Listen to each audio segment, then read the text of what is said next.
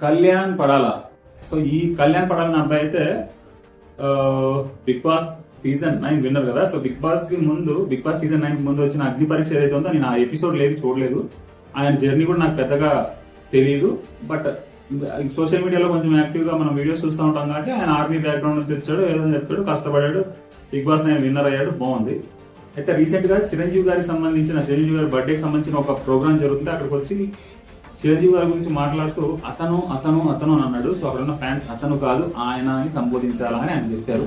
తర్వాత ఆయన అన్నాడు, మళ్ళీ లాస్ట్ లో అతను అని అనబోయాడు కదా, అన్నాడు అతని అంటే కావాలని అన్నాడు, నేను అనట్లేదు. కానీ మనకు కొంచెం ఫేమ్ వచ్చిన తర్వాత మనం ఎదుగుతూనే ఉన్నప్పుడు మనం మాట్లాడే ప్రతిదీ అందరూ గమనిస్తారు, చూస్తారు, పాయింట్అవుట్ చేస్తారు. కాబట్టి కనీసం ఒక పెద్ద మనిషి గురించి, సో ఒక లెజెండరీ పర్సనాలిటీ గురించి మాట్లాడేటప్పుడు మన నోటి నుంచి ఏం మాటలు వస్తున్నాయి అనేది 1-2 సార్లు, అంటే కొన్నిసార్లు అలాంటి వాళ్ళ గురించి, అంత పెద్దవాళ్ళ గురించి మాట్లాడేటప్పుడు మనం తడబడతాం అనమాట.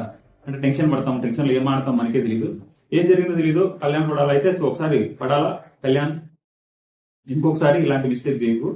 పెద్దల గురించి, లేకపోతే పెద్దలే కాదు, ఏదైనా ఒక విషయం మాట్లాడేటప్పుడు నువ్వు ఆలోచించి మాట్లాడావు కాబట్టి ఇక్కడ దాకా వచ్చావని అనుకుంటున్నాను. అంటే నీకు ఉంది, బట్ ఇంకొంచెం ఇంప్రూవ్ చేసుకో, ఎందుకంటే అందరూ నిన్ను గమనిస్తున్నారు.